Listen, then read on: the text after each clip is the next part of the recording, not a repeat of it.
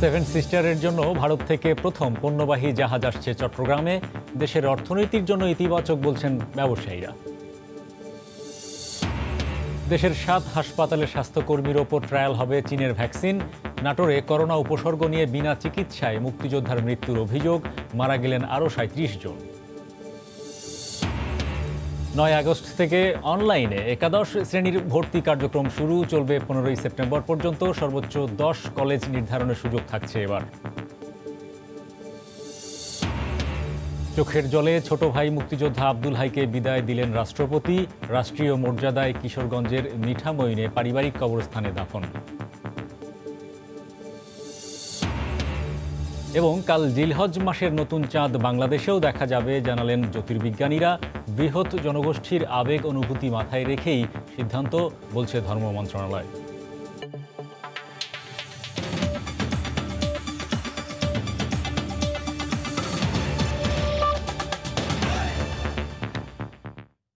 বাংলা সময় সঙ্গে আছি আমি হরিপদ সাহা।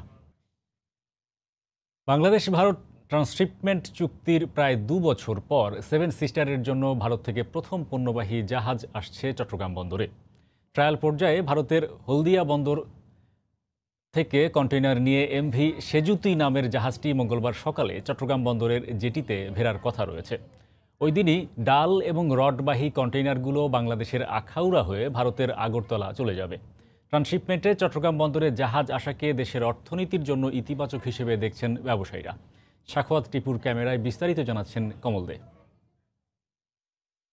সবশেষ তথ্য অনুযায়ী রোববার বিকেলে কন্টেইনার নিয়ে ভারতের হলদিয়া বন্দর ত্যাগ করেছে এমভি সেজুতি জাহাজ। সোমবার মধ্যরাতে চট্টগ্রাম বন্দরে বহির্নোঙরে পৌঁছার পর মঙ্গলবার সকালে জাহাজটি জেটিতে ভিড়বে। জাহাজে 180টি কন্টেইনার থাকলেও ট্রান্সশিপমেন্টের কন্টেইনার রয়েছে 4টি। এই 4টি কন্টেইনার আমরা নামাবো এবং এই নামানোর পরে বাংলাদেশের শিপিং এজেন্ট যারা ট্রেলার ঠিক করবে এবং এই ট্রেলারের উপরে উঠে সেটি সড়ক পথে আগরতলা হয়ে আমাদের আখাউড়া হয়ে আগরতলা দিয়ে তার গন্তব্যে চলে যাবে। ভারতের মূল ভূখণ্ড থেকে বাংলাদেশের সীমান্তবর্তী সেভেন সিস্টার হিসেবে পরিচিত 7টি রাজ্যে পণ্য পরিবহনের সুবিধার্থে 2018 সালে দুদেশের মধ্যে ট্রান্সশিপমেন্ট চুক্তি হয়, কিন্তু নানা জটিলতায় নৌপথে পণ্য পরিবহন প্রক্রিয়া আটকে ছিল। এই ট্রানজিট চুক্তি বাংলাদেশের সাথে ভারতের যে মৈত্রী সম্পর্ক, ভ্রাতৃত্ববোধের সম্পর্ক, আস্থার সম্পর্ক, সেই আস্থার সম্পর্কে আরেক ধাপ উন্নতির দিকে যাবে। ট্রান্সশিপমেন্টের আওতায় চট্টগ্রাম বন্দরে ভারতীয় পণ্যের জাহাজ আসাকে দেশের অর্থনীতির জন্য ইতিবাচক হিসেবেই দেখছেন ব্যবসায়ীরা। চিটাগং পোর্ট যদি ট্রান্সশিপমেন্ট হ্যান্ডেল করে ভলিউম আরও বেশি পরিমাণে, তাহলে সেই ক্ষেত্রে বাংলাদেশের লাভ হবে, বাংলাদেশের রেভিনিউ হবে। আমরা স্বাগত জানাই, কিন্তু সাথে সাথে একটা জিনিস অবশ্যই আমাদের মনে রাখতে হবে যে আন্তর্জাতিক মানদণ্ডে যেভাবে ট্রানজিট ব্যবহারের ক্ষেত্রে যে সমস্ত মাশুল প্রযোজ্য, সেইভাবেই আমাদের মাশুল আদায় হচ্ছে কিনা সেদিকে আমাদের একটু নজর রাখতে হবে। ট্রান্সশিপমেন্টের মাধ্যমে এই বন্দর নতুন মাইলফলক অতিক্রম করবে বলে মনে করেন বন্দর কর্মকর্তারা। চট্টগ্রাম বন্দরও একটি নতুন জায়গায় যুক্ত হতে যাচ্ছে এবং এর দ্বারা যখন নতুন কন্টেইনার আসবে তার দ্বারা বন্দর লাভবান হবে। এই ট্রান্সশিপমেন্ট প্রক্রিয়া সফল হলে পরবর্তীতে চট্টগ্রাম বন্দর ব্যবহার করে নেপাল এবং ভুটানের সাথে একই ধরনের চুক্তির পরিকল্পনা রয়েছে বাংলাদেশের। কমল দে, সময় সংবাদ, চট্টগ্রাম। করোনা ভাইরাসে আক্রান্ত হয়ে দেশে আরও 37 জনের মৃত্যু হয়েছে। এ নিয়ে মোট মৃতের সংখ্যা বেড়ে দাঁড়িয়েছে 2618 জনে। এছাড়া 10,000-এর বেশি নমুনা পরীক্ষায় শনাক্ত হয়েছেন 2459 জন। গতকাল দুপুরে নিয়মিত অনলাইন বুলেটিনে করোনা পরিস্থিতির বিস্তারিত তুলে ধরে স্বাস্থ্য অধিদপ্তর। করোনা শনাক্তের 134তম দিনে বাংলাদেশ। সবশেষ 24 ঘন্টায় 10,500 নমুনা পরীক্ষায় আরও 2459 জনের দেহে কোভিড-19-এর উপস্থিতির কথা জানানো হয়, যেখানে শনাক্তের হার 23.14%। 2 লাখের বেশি মোট করোনা আক্রান্তের বিপরীতে সুস্থ হয়েছেন অর্ধেকেরও বেশি। 24 ঘন্টায় যা নমুনা পরীক্ষা হয়েছে তাতে শনাক্ত হয়েছে 2459 জন। এ পর্যন্ত শনাক্ত 2,04,525 জন। 24 ঘন্টা শনাক্তের হার 23.14% এবং এ পর্যন্ত শনাক্তের হার 19.89%। 24 ঘন্টায় সুস্থ হয়েছেন 1,546 জন। এদিনে আরও 37 জনের মৃত্যুর খবর দিয়েছে স্বাস্থ্য অধিদপ্তর, যেখানে 20 জনের বয়সী 61 থেকে 70 বছরের মধ্যে। 24 ঘন্টায় মৃত্যুবরণ করেছেন 37 জন। এ পর্যন্ত 2,618 জন। শনাক্ত বিবেচনায় মৃত্যুর হার 1.28%। 24 ঘন্টা যারা মৃত্যুবরণ করেছেন তাদের মধ্যে 29 জন পুরুষ, 8 জন নারী। এদিকে পরিস্থিতি নিয়ন্ত্রণে লক্ষণ দেখা দিলেই পরীক্ষার উপর জোর দিয়েছে অধিদপ্তর। ফয়সাল মোর্শেদ, সময় সংবাদ, ঢাকা। করোনার সবশেষ পরিস্থিতি নিয়ে স্বাস্থ্য অধিদপ্তরের বুলেটিন বিশ্লেষণ করেছেন রিপোর্টার রাশেদ বাপ্পি। স্বাগত জানাচ্ছি সরকারের করোনা সংক্রান্ত প্রতিদিনকার স্বাস্থ্য বুলেটিন নিয়ে সময় সংবাদের নিয়মিত আয়োজন 24 ঘন্টায় করোনায়। বরাবরের মতো আজও জানিয়ে দেব বাংলাদেশ ও বিশ্ব কোভিড পরিস্থিতির সবশেষ খবর। শুরুতেই দেখে নেব গত 24 ঘন্টার সার্বিক চিত্র। গত 24 ঘন্টায় নমুনা সংগ্রহ করা হয়েছে 10,625টি। এর মধ্যে নতুন করে করোনা শনাক্ত হয়েছেন 2,459 জন এবং গত 24 ঘন্টায় মারা গিয়েছেন 37 জন, সুস্থ হয়েছেন 1,546 জন। এবার দেখে নিতে চাই শেষ 7 দিনের সংক্রমণের সার্বিক চিত্র। শেষ 7 দিনের যে সংক্রমণের হার সেটি কিন্তু আমরা দেখতে পাচ্ছি 21 থেকে 25-এর মধ্যেই ওঠানামা করছে। আজকের এই দিনে এসে দেখছি আমরা সংক্রমণের হার কিন্তু অনেকটাই কমেছে, কারণ আমরা দেখছি আজকে শনাক্তের সংখ্যাও কিন্তু কম, 2,459 জন এবং আজকের শনাক্তের হার 23.14%। আমরা দেখছি যে গত 8 মার্চ প্রথম করোনা রোগী শনাক্ত হয়, এর পরের 2 জুনে এসে যে 52,000 ছাড়িয়ে যায় রোগী, সেটি কিন্তু পৌঁছাতে প্রায় 3 মাসের মতো সময় লেগেছিল। 16 দিনেই কিন্তু পরবর্তী 50,000 অতিক্রম করে এবং এ পর্যায়ে 1 লাখ অতিক্রম করতে কিন্তু সময় লেগেছিল মাত্র 1 মাস সময়। আমরা একটু দেখে নেব গত 24 ঘন্টায় যারা মারা গিয়েছেন 37 জন, তাদের বয়স ভিত্তিক বিভাজন। গত 24 ঘন্টায় যারা মারা গিয়েছেন এর মধ্যে পুরুষ 29 এবং নারী 8 জন। 41 থেকে 60 বছর বয়সী 9 জন, 61 থেকে 70 বছর বয়সী মারা গিয়েছেন 20 জন। শেষ করব, তবে তার আগে বলে নিতে চাই যে সামনেই পবিত্র ঈদুল আজহা। এই সময়টাতে সংক্রমণের ঝুঁকি কিন্তু সব থেকে বেশি। এই সময় সবাইকে একটু বাড়তি সচেতন থাকতে হবে, সতর্ক থাকতে হবে। এই ছিল আজকের বিশ্লেষণে। নাটোরে করোনার উপসর্গ নিয়ে বিনা চিকিৎসায় এক মুক্তিযোদ্ধার মৃত্যুর অভিযোগ উঠেছে। এই ঘটনায় ক্ষোভ প্রকাশ করে দৃষ্টান্তমূলক শাস্তির দাবি জানিয়েছেন স্বজন ও স্থানীয় জনপ্রতিনিধিরা। তবে তদন্ত করে অভিযুক্ত চিকিৎসক ও হাসপাতাল কর্তৃপক্ষের বিরুদ্ধে যথাযথ ব্যবস্থা নেওয়ার আশ্বাস দিয়েছে জেলা প্রশাসন ও স্বাস্থ্য বিভাগ। নাটোর প্রতিনিধি আল মামুনের পাঠানো তথ্য ও ছবি নিয়ে রিপোর্ট। মহান মুক্তিযুদ্ধে অস্ত্র হাতে শত্রুকে মোকাবিলা করে দেশ স্বাধীন করতে পারলেও আজ করোনায় জীবনের শেষ মুহূর্তে এসে চিকিৎসকদের অবহেলায় পরাজয় বরণ করতে হলো নাটোরের মুক্তিযোদ্ধা আব্বাস আলী গাজীকে। আর করোনার উপসর্গ নিয়ে চিকিৎসকদের অবহেলার কারণে সরকারি বেসরকারি হাসপাতালে ছোটাছুটি করতে গিয়ে যথাযথ চিকিৎসার অভাবে মারা গেলেন তিনি। স্বজনরা জানান, সদর উপজেলার আগদিঘা এলাকার বীর মুক্তিযোদ্ধা আব্বাস আলী গাজী 2 বছর ধরে শ্বাসকষ্টে ভুগছিলেন। রোববার সকাল থেকে তার শ্বাসকষ্ট বেড়ে গেলে নেওয়া হয় শহরের কানাইখালী এলাকার সততা ক্লিনিকে। সেখানে প্রাথমিক চিকিৎসা দিয়ে করোনার উপসর্গ থাকায় মুক্তিযোদ্ধা আব্বাস আলী গাজীকে দুপুর 1টার দিকে পাঠানো হয় নাটোর সদর হাসপাতালে। তবে করোনার উপসর্গ থাকায় সরকারি এই হাসপাতালে ঠাঁই হয়নি এই মুক্তিযোদ্ধার। নিরুপায় হয়ে দুপুরের দিকে স্বজনরা পুনরায় তাকে ফিরিয়ে নেন সততা ক্লিনিকে। সেখানে চিকিৎসাধীন অবস্থায় মৃত্যু হয় মুক্তিযোদ্ধা আব্বাস আলী গাজীর।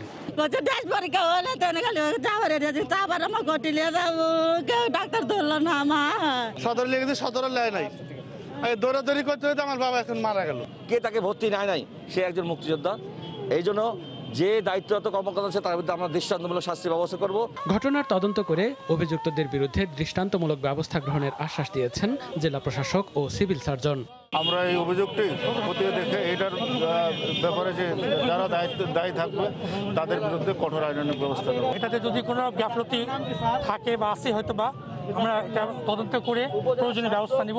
সোমবার সকাল 10টায় স্থানীয় কবরস্থানে রাষ্ট্রীয় মর্যাদায় মুক্তিযোদ্ধা আব্বাস আলী গাজীর দাফন সম্পন্ন হবার কথা রয়েছে। সময় সংবাদ, নাটোর। চীনের তৈরি করোনা ভাইরাসের একটি ভ্যাকসিন 3য় ধাপের ক্লিনিক্যাল ট্রায়ালের অনুমোদন পেল বাংলাদেশ।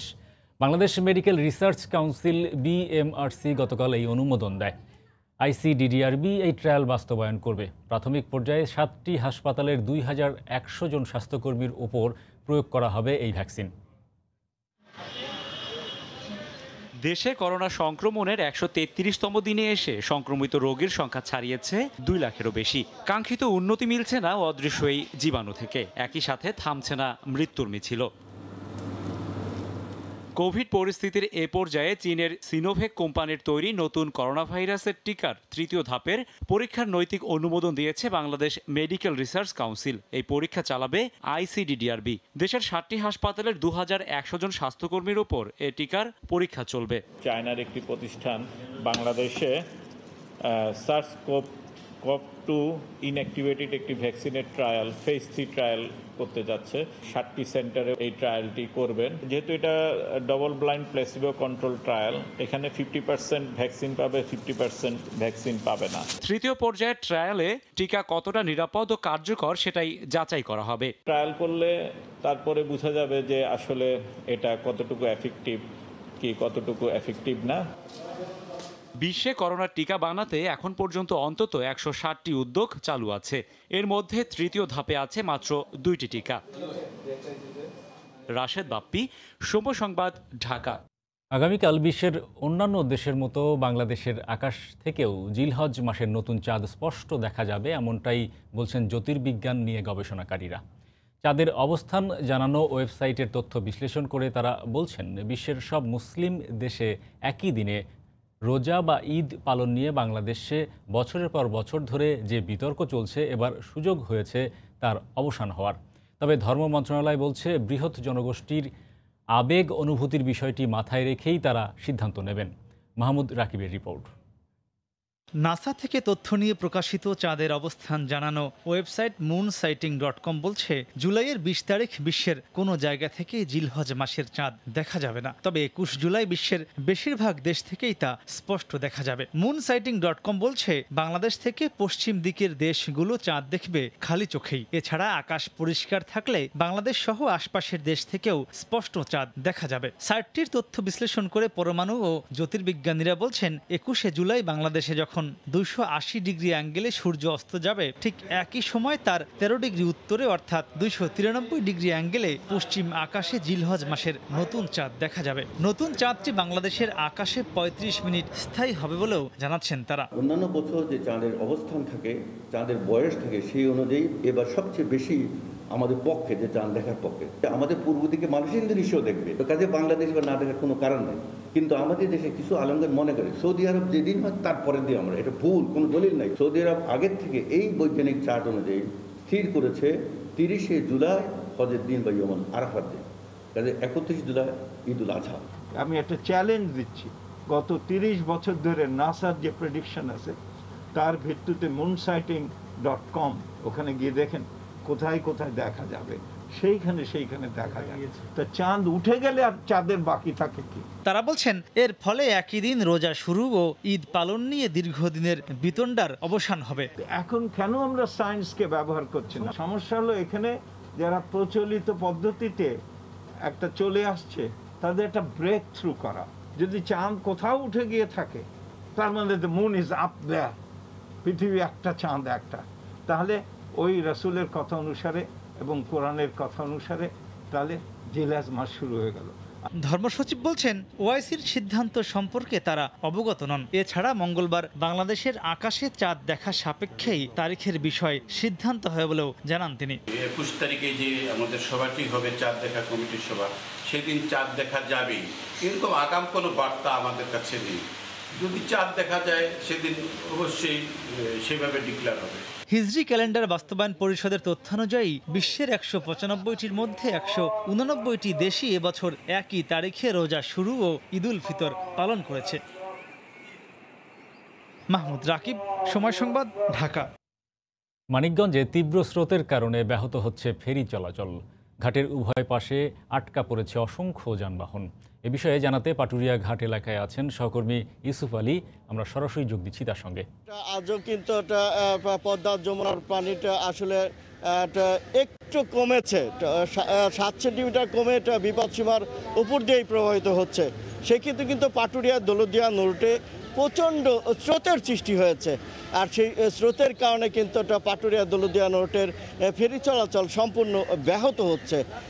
এই মুহূর্তে কিন্তু পাটুরিয়া দৌলতদিয়া রুটে রাতের দিকে মোট 7 থেকে 8টি ফেরি চলাচল করেছে, মোট 15টি ফেরির মধ্যে এখন কিন্তু একটু বেড়েছে, 11টি ফেরি চলাচল করছে। তো অন্যদিকে কিন্তু পাটুরিয়া ঘাট এলাকাতেই এবং ট্রাকের দীর্ঘ সারি রয়েছে। এই মুহূর্তে পাটুরিয়া দৌলতদিয়া উভয় ঘাট এলাকায় 7 শতাধিক যানবাহন পারের অপেক্ষায় রয়েছে। তো আসলে দৌলতদিয়া প্রান্ত থেকে কিন্তু ঢাকাগামী সবচেয়ে বেশি যে যানবাহনগুলো রয়েছে সেটা হচ্ছে পশুবাহী যে ট্রাক। আমি কিন্তু সকাল থেকে দেখেছি তারা কিন্তু পার হচ্ছে এবং কিন্তু দৌলতদিয়া ঘাটেও কিন্তু একটু অপেক্ষমান রয়েছে এই পশুবাহী ট্রাকগুলো। তো ঘাট কর্তৃপক্ষ আমাকে জানিয়েছে যে আসলে এটা শুধু পশুবাহী ট্রাক নয়, আসলে যারা অতি প্রয়োজনীয় যে যানবাহনগুলো রয়েছে, মালবাহী ট্রাক রয়েছে, কাঁচা মালবাহী রয়েছে, অ্যাম্বুলেন্স রয়েছে, তাদের অগ্রাধিকার দেওয়া হচ্ছে। কিন্তু তারা কিন্তু এই স্রোতের বিপরীতে ফেরিগুলো চালানোর চেষ্টা করছে, কিন্তু সেক্ষেত্রে কিন্তু প্রতিনিয়ত এই ফেরিগুলো চলাচলে আসলে ব্যর্থ হচ্ছে। আর সেই ক্ষেত্রে বেশিরভাগ ক্ষেত্রে কিন্তু এই ঘাট এলাকাতে জমে যাচ্ছে ট্রাক। আর ট্রাকের যে যাত্রী রয়েছে, ট্রাকের যে চালক রয়েছে এবং একটা ব্যবসায়ী রয়েছে, তাদের সাথে আমি কথা বলেছি। তারা আমাকে জানিয়েছে আসলে কমপক্ষে 3 থেকে 4 দিন ধরে কিন্তু এই দিশাহারা হয়ে পড়েছে এখানে একটা অপেক্ষমান থাকার জন্য, এই নদীটুকু পার হওয়ার জন্য। এই ছিল হরি আমার কাছে পাটুরিয়া ঘাট থেকে সর্বশেষ অবস্থা। পাটুরিয়া দৌলতদিয়া নৌ রুটে ফেরি চলাচল তীব্র স্রোতের কারণে ব্যাহত হচ্ছে, সেই খবর জানাতে পাটুরিয়া ঘাট এলাকা থেকে আমাদের সঙ্গে যুক্ত হয়েছিলেন সহকর্মী ইউসুফ আলী। অবশেষে সব শঙ্কা কাটিয়ে 9 আগস্ট থেকে শুরু হচ্ছে একাদশ শ্রেণীর ভর্তি কার্যক্রম। অনলাইনে এই কার্যক্রম চলবে 15 সেপ্টেম্বর পর্যন্ত। এবার 5 কলেজের পরিবর্তে শিক্ষার্থীরা 10টি কলেজ নির্ধারণ করতে পারবেন। 1 মাস 19 দিন পর অবশেষে কলেজে ভর্তির সুখবর পেল 2019-20 শিক্ষাবর্ষের এসএসসি পরীক্ষায় উত্তীর্ণ শিক্ষার্থীরা।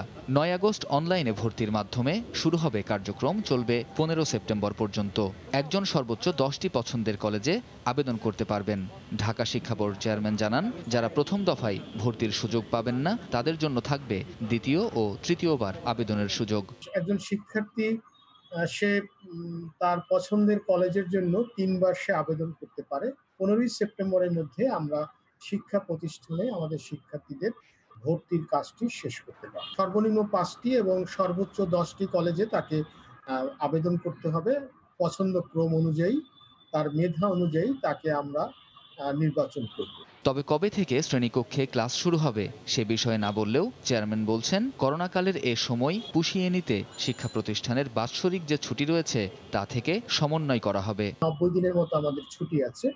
আমরা যদি সেই ছুটিগুলিকে সমন্বয় করে দিতে পারি শ্রেণী কার্যক্রমের সাথে, তাহলে হয়তোবা এই সময়টিতে আমরা যে সময়টি হারিয়ে গেছে সেটি আমরা আবার সমন্বয় করতে পারব। এবছর কলেজে ভর্তির জন্য আবেদন করবেন 16,90,523 জন শিক্ষার্থী। কামরুজ্জামান মামুন, সময় সংবাদ, ঢাকা।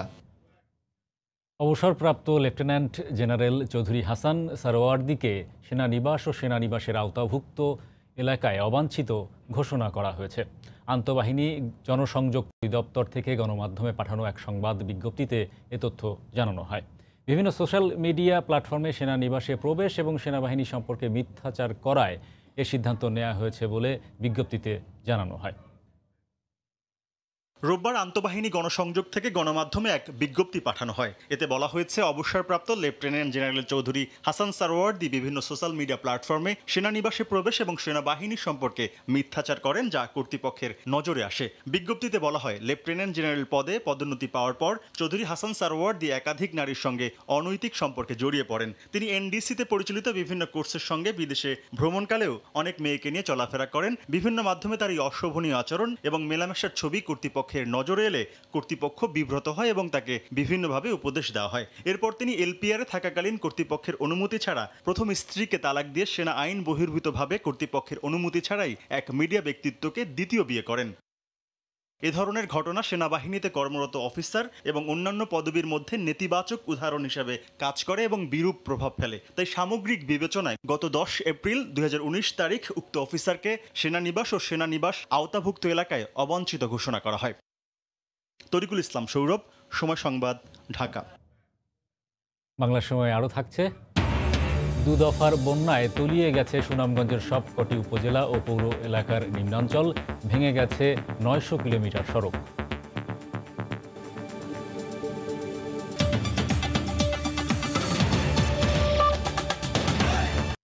গরু পাচারে বিজিবির সমর্থন নিয়ে ভারতীয় গণমাধ্যমে প্রকাশিত সংবাদের কড়া প্রতিবাদ জানিয়েছে বিজিবি। বলছে, ভারত থেকে গরু পাচার রোধে কঠোর ব্যবস্থা নেওয়া হয়েছে। 2 বছর ধরে ঈদুল আজহায় পশু কোরবানির জন্য দেশেই পর্যাপ্ত পশু উৎপাদন হচ্ছে। এ অবস্থায় বিদেশি গরু আমদানির কোনো প্রয়োজনই নেই। পশু উৎপাদনে স্বাবলম্বী হওয়ায় খামারিদের স্বার্থ রক্ষার সব ব্যবস্থা নিচ্ছে বলে জানান মৎস্য ও প্রাণী সম্পদ মন্ত্রী। মৎস্য ও প্রাণী সম্পদ মন্ত্রণালয়ের তথ্যমতে প্রতি বছর ঈদুল আজহায় সারা দেশে প্রায় 1 কোটি পশু কোরবানি দেওয়া হয়। আসন্ন কোরবানি উপলক্ষে দেশে প্রায় 1 কোটি 19 লাখ পশু মজুদ রয়েছে। গত কয়েক বছর ধরেই বিদেশি গরুর উপর নির্ভরশীলতা কমিয়ে দেশীয় খামার থেকেই কোরবানির পশুর চাহিদা পূরণ করা হচ্ছে। এ অবস্থায় ভারতীয় গরু প্রবেশ করলে দেশের খামারিরা আর্থিক ক্ষতির মুখে পড়বেন। গরুগুলো তার কাঁটার উপর দিয়ে তক্তা দিয়েও পার করা হয়। এ সকল ব্যাপারে যদি বর্ডার গার্ড একটু তৎপর হন। এমনিতেই এবছর করোনার কারণে যে অবস্থা, তার মধ্যে যদি আবার ইন্ডিয়া থেকে অবৈধ পথে গরু আসে, তাহলে আমার মনে হয় না আমাদের বাংলাদেশের গরু বেচা বিক্রি আর হবে। এদিকে ভারত থেকে গরু পাচারে বর্ডার গার্ড বাংলাদেশ বিজিবির সমর্থন রয়েছে বলে ভারতীয় গণমাধ্যমে প্রকাশিত সংবাদের প্রতিবাদ জানায় বিজিবি। এক্ষেত্রে বিএসএফ এর নিষ্ক্রিয়তা নিয়ে প্রশ্ন তোলে বিজিবি। অবৈধভাবে কোনো গরু আসার কোনো সুযোগ নেই। একটা নির্দিষ্ট প্রক্রিয়ার মাধ্যমে কিন্তু এটা হাটে তুলতে হয়, বিভিন্ন চেকপোস্টের মাধ্যমে। সেই প্রক্রিয়াটাকে শুধু নিশ্চিত করে তারা সঠিকভাবে পালন করছে কিনা। কোরবানির পর্যাপ্ত দেশীয় পশু সরবরাহের কথা জানিয়ে মৎস্য ও প্রাণী সম্পদ মন্ত্রী জানান, খামারিদের স্বার্থ রক্ষায় প্রয়োজনীয় ব্যবস্থা নিয়েছে সরকার। কঠোর অবস্থানে থাকবে আমাদের প্রশাসন। কোনোভাবেই বাইরের কোনো প্রাণীকে বাংলাদেশে আসতে দেওয়া হবে না। বাংলাদেশে যারা প্রাণী সম্পদ উৎপাদনে জড়িত তাদের স্বার্থ রক্ষা করতে হবে। পর্যাপ্ত সরবরাহ নিশ্চিত করার জন্য আমরা প্রস্তুত আছি। ভারতীয় ও মিয়ানমারের পশু যাতে প্রবেশ করতে না পারে সেজন্য প্রশাসনকে কঠোর ব্যবস্থা নিতে বলা হয়েছে বলেও জানান মৎস্য ও প্রাণী সম্পদ মন্ত্রী। অন্য কোনো দেশ থেকে প্রসূন আশিস, সময় সংবাদ, ঢাকা। কোভিড আতঙ্ক ও আর্থিক সংকটের কারণে বছর কম পশু কোরবানি হবে বলে আশঙ্কা করছেন আড়তদাররা। সেই সঙ্গে ট্যানারি মালিকদের কাছে বিপুল অঙ্কের বকেয়া আটকে থাকায় রয়েছে পুঁজি সংকটও। ফলে গেল বছরের চেয়ে এবছর ঈদুল আজহায় 50% কাঁচা চামড়া কম সংগ্রহ হবে বলে আশঙ্কা করছেন তারা। চামড়া ক্রয়ে ট্যানারি মালিকদের মতো ব্যাংক থেকে ঋণের দাবি Bangladesh hide and skin merchant অ্যাসোসিয়েশনের। বিস্তারিত জানাচ্ছেন হাজিরা শিউলি। ট্যানারি মালিকরা আড়তদারদের বকেয়া পরিশোধ না করায় গেল বছরে কুরবানির পর চামড়া কেনাবেচা নিয়ে নজিরবিহীন সংকট তৈরি হয়। আড়তদাররা সময় মতো না কেনায় সম্পূর্ণ নষ্ট হয়ে যায় 30% চামড়া। কুরবানির ঈদ ঘনিয়ে আসলেও আড়তদারদের বকেয়া পাওনা দেয়নি অধিকাংশ ট্যানারি। কোভিডের আঘাতে মন্দা চলছে চামড়া রফতানিতেও। ফলে চামড়া কেনাবেচায় এবছরও সংকটের আশঙ্কা করছেন আড়তদাররা। বর্তমানে ব্যাংকগুলো ট্যানারি মালিকদের ঋণ দিলেও পায় না আড়তদাররা। পাইকারদের মিলিয়ে সারা বাংলাদেশে সব মিলে 400-500 কোটি টাকা হবে ট্যানারি শিল্পের কাছে আমরা পাওনা রয়েছে। সে টাকা যদি না আসে তাহলে এই প্রক্রিয়ামেন্ট করাটা কঠিন হয়ে যাবে। লক্ষ্যমাত্রা থেকে আমরা 50 to 60% হতে পারে, পুরোপুরি হবে না এই বছর কোনো অবস্থাতে। 80% টাকা এখন পর্যন্ত তাদের কাছে রয়ে গেছে। আমাদের ট্যানারির মালিকদের সাথে সাথে রহাইডের জন্য আমাদের ওর জন্য 200-300 কোটি টাকা বরাদ্দ করা হোক। ট্যানারি মালিকদের দাবি, গত 6 মাসে নেই কোনো ব্যবসা। এই অবস্থায় ঋণ পুনঃতফসিলের সুযোগ নয়। আড়তদারদের বকেয়া পরিশোধ ও চামড়া কিনতে নতুন ঋণ চান তারা। কোনো ট্যানারি মালিকের পক্ষে আপনার সম্ভব না এই মুহূর্তে 2% ডাউন পেমেন্ট দিয়ে আপনার ব্লক করা। একদিকে ব্যবসা বন্ধ, একদিকে দিয়ে ইন্টারেস্টের বোঝায় আজকে আমরা জর্জরিত। চামড়াটা সহজভাবে সংগ্রহ করতে পারে ব্যাংক, আবার পুনর্বিবেচনা করে আমাদের সেই নতুন করে লোনের ব্যবস্থা করবে, এটাই আমরা আশা করি। তবে এবছর চামড়া সংগ্রহ ও বিপণন সংকট এড়াতে পরিকল্পিত উদ্যোগ নেওয়া হচ্ছে বলে জানান বাণিজ্য সচিব। বছর এই সমস্যাগুলো হবে বলে আমি মনে করছি না, কারণ আমরা এবার পরিকল্পিতভাবে এগোচ্ছি আর কি, সবাই মিলে, সব মন্ত্রণালয় মিলে সংশ্লিষ্ট। গেল বছর মোট 70 লাখ পিস গরু, ছাগল, মহিষ ও ভেড়ার চামড়া সংগ্রহ করেছিল ট্যানারিগুলো। হাজিরা শিউলি, সময় সংবাদ, ঢাকা। করোনা মহামারীতে ছোট ভাইকে হারিয়ে চোখের জলে শেষ বিদায় দিলেন রাষ্ট্রপতি মোহাম্মদ আব্দুল হামিদ। গতকাল বিকেলে কিশোরগঞ্জের মিঠামইনে জানাজায় অংশ নেন রাষ্ট্রপতি। ধর্মীয় রীতি মেনে স্বজন আর সহযোদ্ধারা বিদায় জানান হাওড়া অঞ্চলের এই সাদা মনের মানুষকে। এলাকাবাসী বলছেন, গুণীজন আব্দুল হাইয়ের মৃত্যু শুধু রিক্ত করেনি তাদের, মহামারীর এই আঘাত হাওড় জনপদে নামিয়েছে শোকের ছায়াও। সালাউদ্দিন লিয়ার ক্যামেরায় মিঠামইন থেকে বিস্তারিত জানাচ্ছেন দেবাশিস রায়। অনেকটা হঠাৎ অনাকাঙ্ক্ষিতভাবেই যেন পাহাড় সম দুঃখের ভারে পড়ল রাষ্ট্রপতি মোহাম্মদ আব্দুল হামিদের পরিবার। করোনা নামের ভয়াল ভাইরাসের থাবায় গেল 16 জুলাই রাতে পৃথিবী ছাড়েন রাষ্ট্রপতির সহকারী একান্ত সচিবের পদে থাকা স্নেহের ছোট ভাই আব্দুল হাই। রোববার বিকেল 4:30টার কিছু আগে ভাইয়ের জানাজায় অংশ নিতে মিঠামইনে পৌঁছান রাষ্ট্রপতি। এরপর স্বাস্থ্যবিধি মেনে পরিবারের সীমিত সংখ্যক সদস্য নিয়ে প্রাণপ্রিয় ভাইয়ের অন্তিম যাত্রার পথে জানাজায় অংশ নেন রাষ্ট্রপ্রধান। শোকস্তব্ধ স্বজনরা কিছুতেই মানতে পারছেন না আব্দুল হাইয়ের এই অকাল প্রয়াণ। সত্যিকার অর্থে উনি একজন সাদা মনের মানুষ ছিল, হাসি খুশি একটা মানুষ হঠাৎ করে চলে গেলেন। তা আসলে আমাদের পরিবারের জন্য একটা খুবই দুঃখজনক। উনি খুব সজ্জন একজন ভালো মানুষ ছিলেন, সবাই তো যাবেন, তো উনিও চলে গেছেন খুব অল্প সময়ে। রাষ্ট্রের সর্বোচ্চ নেতৃত্বে থাকা ব্যক্তিটিও করোনার নিষ্ঠুর সংক্রমণে ভাতৃহীন হলেন। শোকার্ত স্বজনদের সান্ত্বনা দিতে রোববার রাত্রিযাপন শেষে সোমবার ঢাকায় ফিরবেন রাষ্ট্রপতি মোহাম্মদ আব্দুল হামিদ। এর আগে দুপুরে ঢাকা থেকে মরদেহ পৌঁছায় মিঠামইনে। কামালপুরের আব্দুল হক কলেজ মাঠে সশস্ত্র সালামে রাষ্ট্রীয় মর্যাদায় প্রয়াত আব্দুল হাইয়ের প্রথম জানাজা অনুষ্ঠিত হয়। করোনার মধ্যেও দূর দূরান্ত থেকে হাওরবাসী অংশ নেন জানাজায়। পৈতৃক কবরস্থানে বাবা মার পাশেই শায়িত হলেন ভাটি অঞ্চলের এই প্রিয় মুখ আব্দুল হাই। দেবাশিস রায়, সময় সংবাদ, মিঠামইন, কিশোরগঞ্জ। অতিবৃষ্টির সঙ্গে উজান থেকে নেমে আসা পাহাড়ি ঢলে 2 দফায় বন্যায় তলিয়ে যায় সুনামগঞ্জের সবকটি উপজেলা ও পৌর এলাকার নিম্নাঞ্চল। এতে হাজার হাজার মানুষ দুর্ভোগে পড়েছেন। ভেঙে গেছে 9টি উপজেলার 900 কিলোমিটার সড়ক, যা মেরামতে 400 কোটি টাকারও বেশি লাগবে। সুনামগঞ্জ প্রতিনিধি হিমাদ্রি শেখর ভদ্রের সাথে নিয়ে বিস্তারিত জানাচ্ছেন ইকরামুল কবির, ছবি তুলেছেন নৌশাদ আহমদ চৌধুরী। দুর্যোগ সময়ের মধ্যে এমন দীর্ঘমেয়াদী বন্যার দেখা মেলেনি সুনামগঞ্জে। 28 জুন থেকে শুরু হওয়া বন্যার দাপটে লন্ডভন্ড হয়ে আছে পথঘাট, বাড়িঘর, ফসলি জমি ও হাওরের ফসল রক্ষাবাদ। বন্যা লেগে গেছে, এরপরে চলতে অসুবিধা, গরু বাছুরিতা অনেক বাচ্চা গেছে, ঘর বাড়ি ভাঙা নিছে, কৃষক সকলদের অনেক ক্ষতি হয়েছে। আমাদের তো প্রায় 1600 কিলোমিটার ডুবন্ত বাঁধ রয়েছে, যেহেতু পানির ইটা পরিমাণটা এবার বেশি এবং ফ্লুটাও বেশি, ক্ষয়ক্ষতি তো আমাদেরও বাড়বে। সুনামগঞ্জ সদর, ছাতক, ধর্মপাশা, দুয়ারাবাজার, তাহিরপুর, বিশ্বম্বরপুর, জামালগঞ্জ সহ 7টি উপজেলার 25টি সড়ক ব্যাপকভাবে ক্ষতিগ্রস্ত হয়েছে। এক সপ্তাহের ব্যবধানে দুবারের বন্যায় এসব এলাকার এলজিইডির 900 কিলোমিটার সড়ক নষ্ট হয়েছে। অর্ধশতাধিক সেতু ও কালভার্টের সংযোগ সড়ক বিচ্ছিন্ন হয়ে পড়েছে, ফলে চলাচলে চরম দুর্ভোগে পড়তে হচ্ছে স্থানীয়দের। চলাচল বন্ধ হয়ে গেছে, কিন্তু চলতে খুব অসুবিধা। সব মিলিয়ে আমাদের এলজিডির সুনামগঞ্জের আওতায় যে অবকাঠামো ক্ষতিগ্রস্ত হয়েছে তার আনুমানিক 400 কোটি টাকার ঊর্ধ্বে ক্ষতি হয়েছে আর কি। সুনামগঞ্জের সাথে ছাতক, দুয়ারাবাজার, তাহিরপুর ও জামালগঞ্জ উপজেলার সড়ক যোগাযোগ বিচ্ছিন্ন রয়েছে। সুনামগঞ্জ, ছাতক, দুয়ারাবাজারের এই সড়কের মতন জেলায় অন্তত 25টি জায়গায় ভাঙন দেখা দিয়েছে। এই ভাঙন রোধকল্পে আপাতত স্থানীয় সরকার প্রকৌশল অধিদপ্তর কোনো সুসংবাদ দিতে না পারলেও স্থানীয়রা অতি দ্রুত এই সড়কগুলো মেরামতের দাবি জানিয়েছেন। সুনামগঞ্জের দোয়ারাবাজার থেকে ইকরামুল কবির, সময় সংবাদ।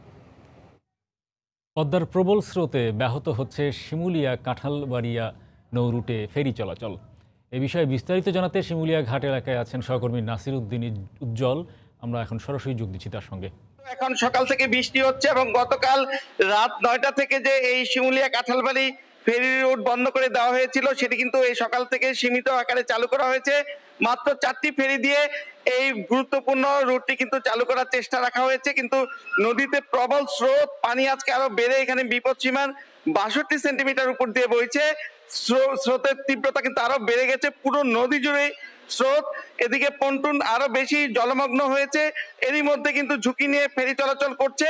বিআইডব্লিউটিসির এজিএম এর সঙ্গে আমার কিছুক্ষণ আগে কথা হয়েছে, তারা বলছেন যে এখানে ফেরিটি নামে মাত্র চালু রাখা হয়েছে, অবস্থা এত খারাপ হয়েছে যে তাদের এখানকার যে শাহ মখদুম ফেরিটি সেটি কিন্তু বিকল হয়ে পড়ে আছে, সেটি চালাতে পারছে না। আর এই বহরে তাদের 16টি ফেরির মধ্যে এনায়েতপুরি, কর্ণফুলী এবং কিশোরী নামে 3টি ফেরি কিন্তু তারা ডকইয়ার্ডে পাঠিয়েছেন, সেগুলো মেরামত হয়ে আসেনি। এখানে যে 13টি ফেরি তার মধ্যে আরো একটি বিকল হয়ে গেল। আর এখানে মাত্র 4টি ফেরিতে কোনো মতো এই সার্ভিস চালু রাখা হলো। এখানে কে টাইপ ফেরির প্রকট সংকট রয়েছে, রোরো ফেরি রয়েছে মাত্র 2টি সচল। এর মধ্য দিয়ে কিন্তু এই গুরুত্বপূর্ণ সার্ভিস এই তীব্র স্রোতে দিয়ে তারা চালাতে পারছে না। এই রাতে ফেরি বন্ধ, দিনে খোলা, আবার কখনো বন্ধ হয়ে যাচ্ছে। ঘাটে কিন্তু দুর্ভোগে আছে হাজার হাজার মানুষ। এখানে প্রতিদিন যে দক্ষিণাঞ্চলের প্রবেশদ্বার 21টি জেলার হাজার হাজার মানুষ এসে বিড়ম্বনায় পড়ছে। অনেক লাশবাহী গাড়ি আসছে, জরুরি অ্যাম্বুলেন্স আসছে, রুগীদের নিয়ে যেতে পারছে না। এই বিড়ম্বনায় কিন্তু নানাভাবে ভুক্তভোগী হচ্ছে মানুষ, এবং এই দক্ষিণ অঞ্চলের প্রবেশদ্বারে প্রতিদিনই মানুষের এই কষ্ট আমরা দেখতে পাচ্ছি। বিশেষ করে ট্রাক ড্রাইভাররা কিন্তু এখানে 5-6 দিন ধরে আটকা আছে, তাদের পারাপার করা হচ্ছে না। বিআইডব্লিউটিসি বলছে যে এই স্বল্প পরিসরে যে ফেরি চলাচল করা হচ্ছে সেখানে গুরুত্বপূর্ণ গাড়ি ছাড়া কিন্তু অন্য কিছু পার করতে তারা পারছেন না। এবং এই অঞ্চলে যে করোনা সংক্রমণ ঝুঁকির মধ্য দিয়ে যে এইখানকার পরিস্থিতিটা এরকম অবস্থায় আছে যে বন্যার পানি, নদী ভাঙন এবং এই শিমুলিয়া ঘাটের যে দুরবস্থা, এই সবকিছু মিলিয়ে কিন্তু এই বর্ষার যে দিনগুলো এখানে খুব কঠিন ভাবে কাটছে। এই ছিল শিমুলিয়া ঘাটের সর্বশেষ। হরিপদ। শিমুলিয়া কাঁঠালবাড়ি নৌ রুটে পদ্মার প্রবল স্রোতে ফেরি চলাচল ব্যাহত হচ্ছে, সে খবর জানাতে শিমুলিয়া থেকে আমাদের সঙ্গে যোগ দিয়েছিলেন সহকর্মী নাসির উদ্দিন উজ্জ্বল। সিলেটে টাকার বিনিময়ে বিদেশ যাত্রীদের করোনার ভুয়া সার্টিফিকেট দেওয়ার পাশাপাশি নিজে করোনা আক্রান্ত হয়ে চেম্বারে রোগী দেখা এবং ওসমানী মেডিকেলের পরিচয় ব্যবহার করার অপরাধে ডাক্তার AHM শাহ আলমকে জেল ও জরিমানা করেছেন ভ্রাম্যমাণ আদালত। গতকাল জেলা প্রশাসনের নির্বাহী ম্যাজিস্ট্রেট সুনন্দা রায়ের নেতৃত্বে ডাক্তার AHM শাহ আলমের চেম্বারে অভিযান চালায় র্যাব 9-এর একটি দল। এরপর অভিযোগের সত্যতা পাওয়ায় তাকে 4 মাসের জেল এবং 1 লাখ টাকা জরিমানা করেন ভ্রাম্যমাণ আদালত। অনাদায়ে আরও 1 মাসের জেল দেয়া হয়। গত 14 জুলাই ডাক্তার আলম করোনায় আক্রান্ত হয়ে তিনি তার চেম্বারে রোগী দেখতেন নিয়মিত। ডাক্তার আলম বিদেশ যাত্রীসহ কয়েকজনকে করোনার ভুয়া সার্টিফিকেট টাকার বিনিময়ে দিয়েছেন বলে র্যাবের কাছে স্বীকার করেন। খুলনার দাকপ উপজেলার সুন্দরবন থেকে মাছ মারার বিষ-সহ 4 জনকে গ্রেপ্তার করেছে পুলিশ। গতকাল দুপুরে সংবাদ সম্মেলনে পুলিশ সুপার শফিউল্লাহ জানান, শনিবার ভোরে সুন্দরবন সংলগ্ন কালাবগি এলাকায় বিষ প্রয়োগে মাছ শিকারের খবরে সেখানে অভিযান চালানো হয়। এ সময় মাছ মারার বিষ-সহ হাতে নাতে 4 জনকে আটক করা হয়। তাদের কাছ থেকে জব্দ করা হয় মাছ ধরার জালও। পরে আটকদের বিরুদ্ধে দাকপ থানায় মামলা দায়ের করা হয়েছে। নাটোরে নকল বৈদ্যুতিক কেবল তৈরির দায়ে একটি কারখানার মালিককে 50,000 টাকা জরিমানা করেছে ভোক্তা সংরক্ষণ অধিদপ্তর। অ্যালুমিনিয়াম দিয়ে নিম্নমানের বৈদ্যুতিক তার তৈরির খবরে গতকাল সকালে NSI'র সহকারী পরিচালক জাহাঙ্গীর আলমের নেতৃত্বে শহরের বনবেলঘড়িয়া এলাকায় অভিযান চালানো হয়। এ সময় কারখানা মালিক আব্দুল মান্নানকে 50,000 টাকা জরিমানা করা হয়। কারখানাটি দীর্ঘদিন ধরে বিভিন্ন ব্র্যান্ডের নামে ঝুঁকিপূর্ণ বৈদ্যুতিক তার বিক্রি করত বলে জানান NSI কর্মকর্তা। কুমিল্লায় অনুমোদনহীন ব্র্যান্ডের ডিস্টিল ওয়াটার ব্যাটারির পানি বাজারজাতের অপরাধে একটি কারখানায় অভিযান চালিয়ে 2 জনকে আটক করেন ভ্রাম্যমাণ আদালত। সিলগালা করে দেওয়া হয়েছে কারখানাটি। নির্বাহী ম্যাজিস্ট্রেট মোহাম্মদ আবু সাইদের নেতৃত্বে ভাটপাড়া এলাকায় মেসার্স চৌধুরী মার্কেটিং কারখানায় এ অভিযান পরিচালনা করা হয়। এ সময় BSTI এর অনুমোদন ছাড়াই খাবার পানি, ব্যাটারির পানি বাজারজাত করার দায়ে কারখানাটির মালিককে 2,05,000 টাকা জরিমানা করা হয়। আটক করা হয় কারখানা মালিক মান্নান ও ডিস্ট্রিবিউটর মহিউদ্দিনকে। পরে সিলগালা করে দেওয়া হয়েছে কারখানাটিকে। নোয়াখালীর দ্বীপ অঞ্চলে করোনা সংকটাপন্নদের জন্য চালু হলো বিশেষায়িত আইসোলেশন সেন্টার। গতকাল সকালে হাতিয়া উপজেলা স্বাস্থ্য কমপ্লেক্সে আইসোলেশন ওয়ার্ডের উদ্বোধন করেন সাবেক সংসদ সদস্য মোহাম্মদ আলী। বিশেষায়িত এই আইসোলেশন ওয়ার্ডে 24 ঘন্টা বিদ্যুতের ব্যবস্থা থাকবে। পাশাপাশি রোগীদের সেবায় 10,000 লিটার ধারণ ক্ষমতা সম্পন্ন 10টি অক্সিজেন সিলিন্ডার ও 2টি অক্সিমিটার মেশিনও রাখা হয়েছে। নারায়ণগঞ্জ শহরের খানপুরে 3 শয্যা হাসপাতালকে আরও আধুনিক করতে ব্যবসায়ীদের সহযোগিতায় আর্থিক তহবিল গঠন করার কথা জানিয়েছেন স্থানীয় সংসদ সদস্য সেলিম ওসমান। গতকাল Narayanganj chamber of commerce and ইন্ডাস্ট্রির সম্মেলন কক্ষে বিভিন্ন পর্যায়ের ব্যবসায়ী নেতৃবৃন্দের সঙ্গে মতবিনিময়কালে তিনি কথা জানান। এ সময় নারায়ণগঞ্জের ব্যবসায়ীরা এই তহবিলের জন্য সংসদ সদস্য সেলিম ওসমানের কাছে নগদ এবং চেকের মাধ্যমে 1,37,00,000 টাকা প্রদান করেন। এছাড়াও নিট গার্মেন্টস ব্যবসায়ীদের শীর্ষ সংগঠন বিকেএমইএ পক্ষ থেকে আরও 1 কোটি টাকা দিয়েছে সহযোগিতা প্রদানের আশ্বাস দেওয়া হয়। বাংলা সময়ের শীর্ষ সংবাদ জানিয়ে দিচ্ছি আরেকবার। 7 সিস্টারের জন্য ভারত থেকে প্রথম পণ্যবাহী জাহাজ আসছে চট্টগ্রামে। দেশের অর্থনীতির জন্য ইতিবাচক বলছেন ব্যবসায়ীরা। দেশের 7 হাসপাতালে স্বাস্থ্যকর্মীর ওপর ট্রায়াল হবে চীনের ভ্যাকসিন। নাটোরে করোনা উপসর্গ নিয়ে বিনা চিকিৎসায় মুক্তিযোদ্ধার মৃত্যুর অভিযোগ, মারা গেলেন আরও 37 জন। 9 আগস্ট থেকে অনলাইনে একাদশ শ্রেণীর ভর্তি কার্যক্রম শুরু, চলবে 15 সেপ্টেম্বর পর্যন্ত। সর্বোচ্চ 10 কলেজ নির্ধারণের সুযোগ থাকছে এবার। চোখের জলে ছোট ভাই মুক্তিযোদ্ধা আব্দুল হাইকে বিদায় দিলেন রাষ্ট্রপতি। রাষ্ট্রীয় মর্যাদায় কিশোরগঞ্জের মিঠামইনের পারিবারিক কবরস্থানে দাফন।